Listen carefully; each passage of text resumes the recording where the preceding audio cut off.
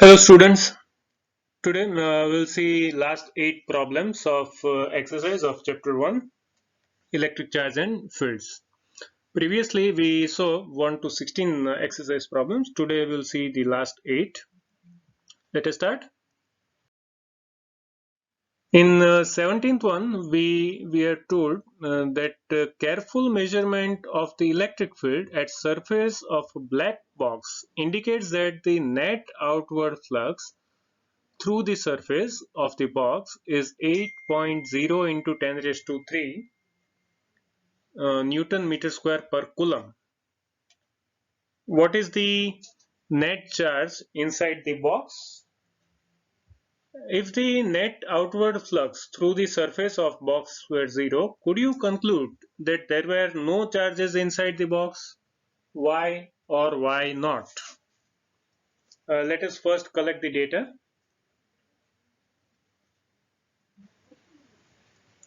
So here we are given that flux is 8 into 10 raised to 3 Newton meter square per coulomb. Okay, and how much is the charge? So what is the relation between flux and charge? From Gauss's law, we know that flux linked with any closed surface is sigma q by epsilon 0.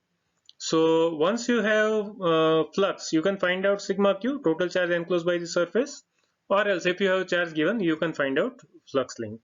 So with that, we can find out what is the net charge. With this formula, you can find out net charge. Now second one, if the net outward flux through the surface of box were 0, could you conclude that there were no charges? Now be careful here.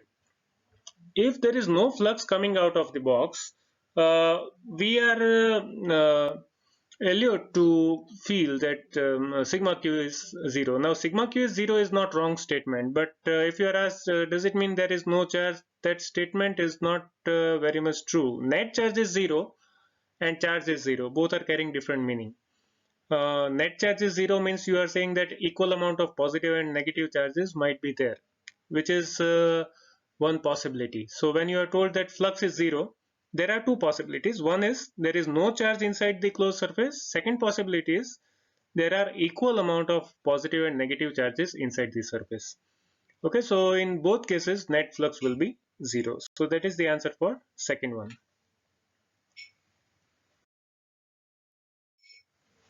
In 18th one, we are told that a point charge plus 10 microcoulomb is at distance 5 centimeter above some square surface of side length 10 centimeter, and figure we are given, and what we are asked to find out, we are asked to find out what is the flux. So if you have some charge at some distance from square surface, the flux of charge is radially coming out, and then how much of the total flux of the charge is associated or linked with the given surface. So charge we are given 10 microcoulomb, and area of the square surface is also given 100 centimeter square.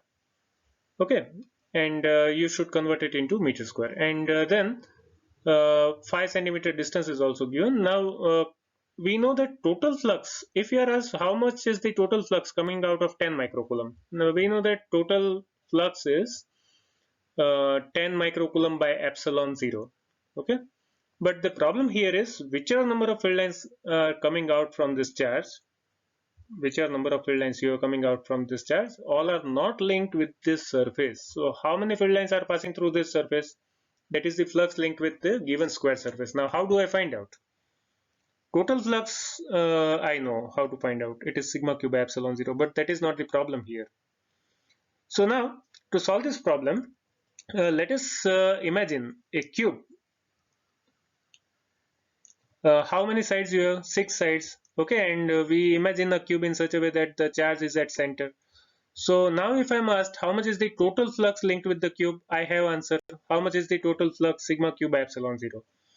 And how many sides you have? 6 sides you have. Okay, and the charge being at center, flux linked with each surface will be total by 6, means sigma q by 6 epsilon 0 is the flux linked with any of this surface. So I can say that if phi is the flux coming out of this charge, phi by 6 is the flux linked with this surface.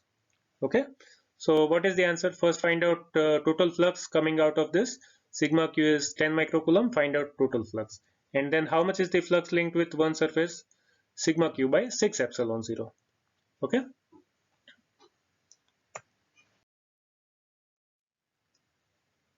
In 19.1, we have a point charge of 2 microcoulomb at center of some cubical Gaussian surface of 9 centimeter each length.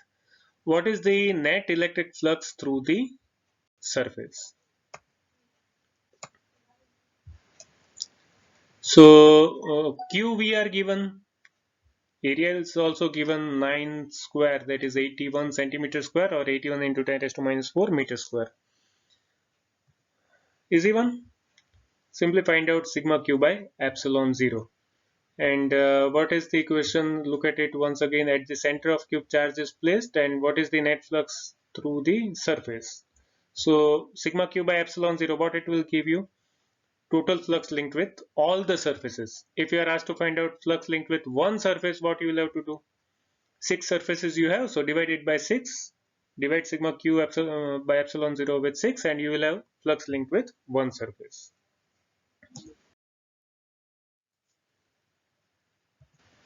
In 20th one, we have a point charge which is causing electric flux of minus 1 into 10 raised to 3 Newton meter square per coulomb to pass through spherical Gaussian surface of 10 centimeter radius centered on the charge. And the question is, if the radius of the Gaussian surface were doubled, how much flux would pass through the surface? Second question is, what is the value of the point charge? So again, collect data, give symbol to the numerical values you are given. Minus 1 into 10 raised to 3 Newton meter square per coulomb indicates that the charge must be negative charge. Okay. Radius of the sphere we are given. How much is the charge? You are asked to find out. And again, we know that relation between flux and charge. When you have closed surface, apply Gauss's law. Total flux is sigma q by epsilon 0. Flux you have, so you can find out charge. Okay, this radius is of no importance because it is closed surface and we don't need area. So you can find out sigma q. That is answer of A. Sorry, answer of B. Now, see, when you have point charge, you have field lines either going out or coming in. Makes no difference except in a sign, positive or negative. So, if I consider that the flux field lines are going out, then if I imagine some surface here, let's say r distance, how do I find out flux linked with this surface? Then the formula says that take sigma q by epsilon 0. Shape of the Gaussian surface is not important. Size of the Gaussian surface is not important. Okay. Flux, whatever is the flux coming out of this charge, is linked with the surface. The only condition is the charge should be inside the surface. Now, not necessary it should be at center. Not necessary it should be spherical surface. Not necessary that it should be of radius r. It can be of radius 2r also. Okay. So, what is the flux linked with the spherical surface of radius r? It is sigma q by epsilon 0. What is the flux linked with the spherical surface of radius 2r? It is again sigma q by epsilon 0. What is the flux linked with the surface of cubical shape of side length r? It is also sigma q by epsilon 0. How long? As long as this charge is inside that surface. Okay. So doubling the radius makes no difference as far as the flux value is concerned.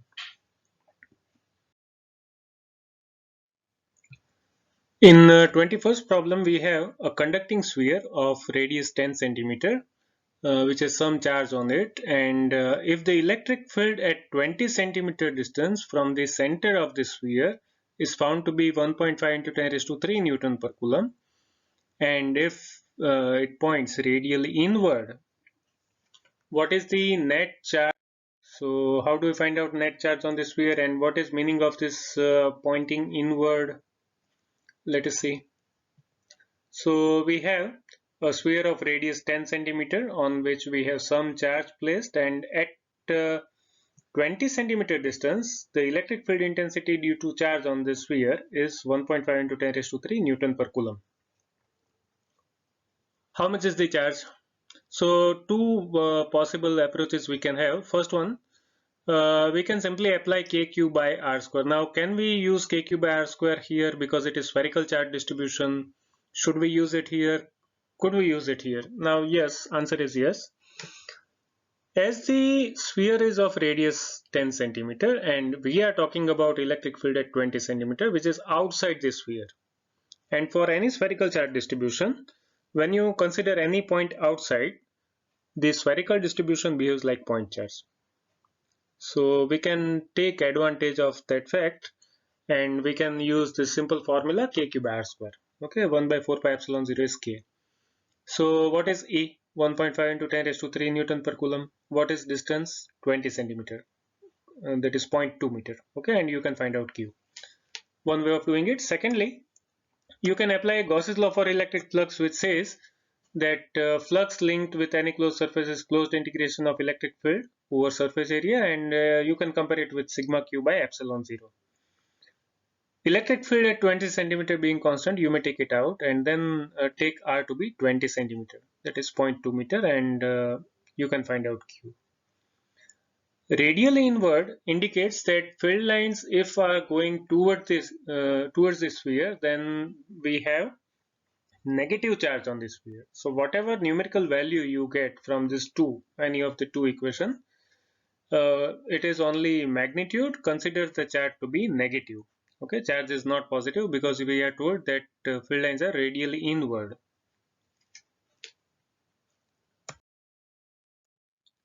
In 22nd, we have a uniformly charged conducting sphere of diameter 2.4 meter, and surface charge density we are given 80 microcoulomb per meter square.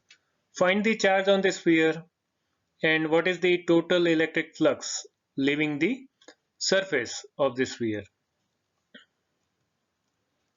So what you are given? We are given diameter 2.4 meters, so radius we can find out from it.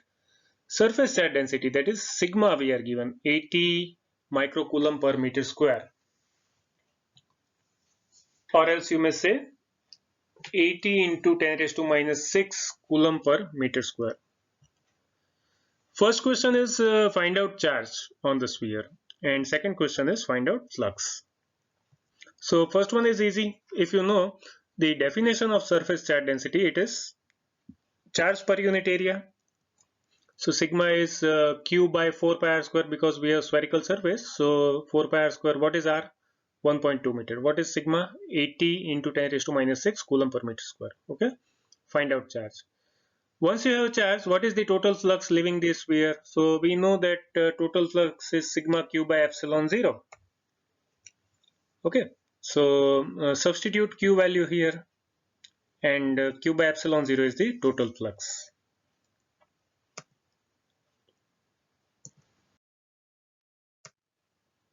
In 23rd, we have an infinite line charge distribution which is producing 9 into 10 raised to 4 Newton per Coulomb electric field at distance of 2 centimeter.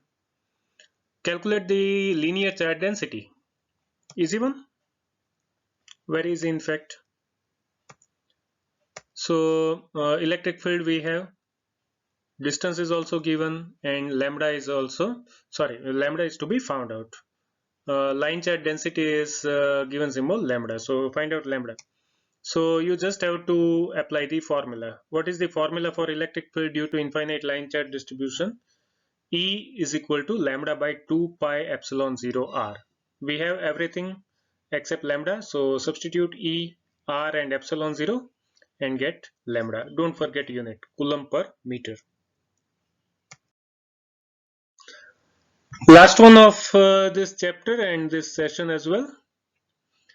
Two large thin metal plates are parallel and close to each other on their inner faces. The plates have surface charge densities of opposite signs, So if one is having 17 into 10 raised to minus 22 coulomb per meter square, other one is having minus 17 into 10 raised to minus 22 coulomb per meter square.